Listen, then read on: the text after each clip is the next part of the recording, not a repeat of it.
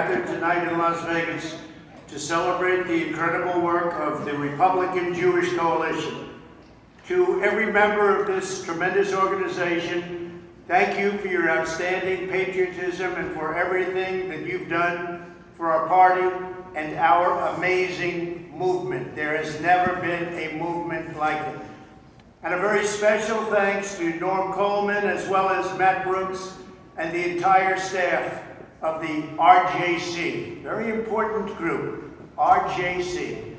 Because of your help, in 2020 I received a historic increase in support from Jewish voters nationally and in Florida. And that was also due to your help. So I'd like to thank and take a moment to honor the life and legacy of a great American, Sheldon Adelson. Sheldon was an extraordinary leader, a true champion of the Jewish community, and a fierce friend of the State of Israel, and a tireless defender of American freedom. He will never be forgotten. I knew him well. He was really something. Let me also express our love and admiration for his wonderful wife, my friend. She received a big award from the White House, the highest civilian award you can get, the Presidential Medal of Freedom. Miriam, you are special, Miriam, and it's great to be with you, even if it's not as close as I'd like to be. When I last spoke to you in person in 2019, our country was in the midst of a resounding national comeback. We created the greatest economy in American history, and we fully secured our border, and we completely rebuilt the United States military. America was winning again, and America was respected all over the world. The alliance between the United States and Israel had never, ever been stronger. Under my leadership, we recognized the eternal capital of Israel and opened the American embassy in Jerusalem.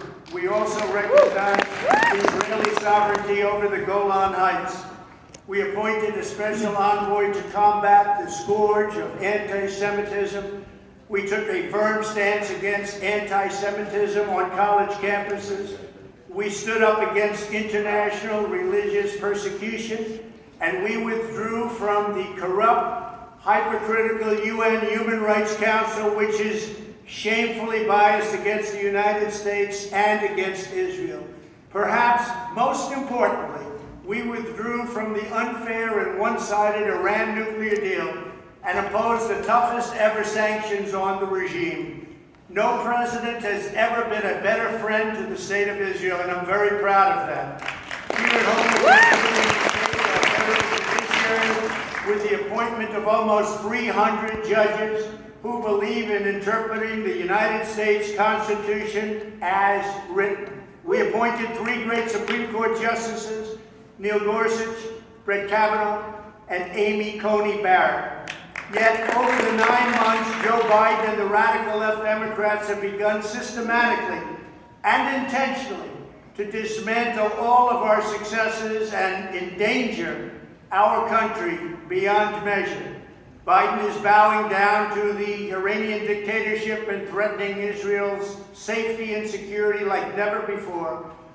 His unbelievable weakness toward the Iranian regime directly provoked a missile assault on Israeli civilians, thousands of missiles being shot.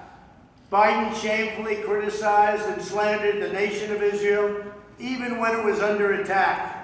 Appallingly, Joe Biden has humiliated our nation with the greatest foreign policy debacle America has ever experienced on the world stage in Afghanistan. There has never been an embarrassment to our country like that.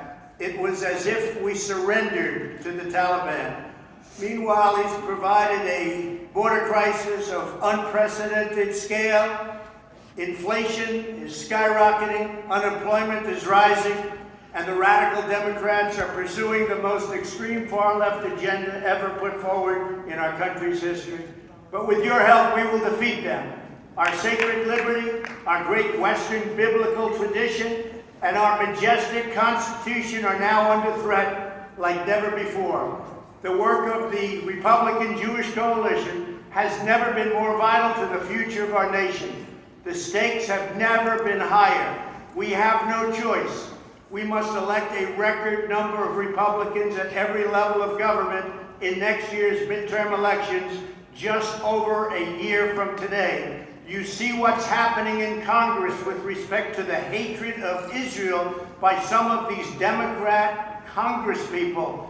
We cannot let that continue. It is absolute hatred. It is scorn. You cannot let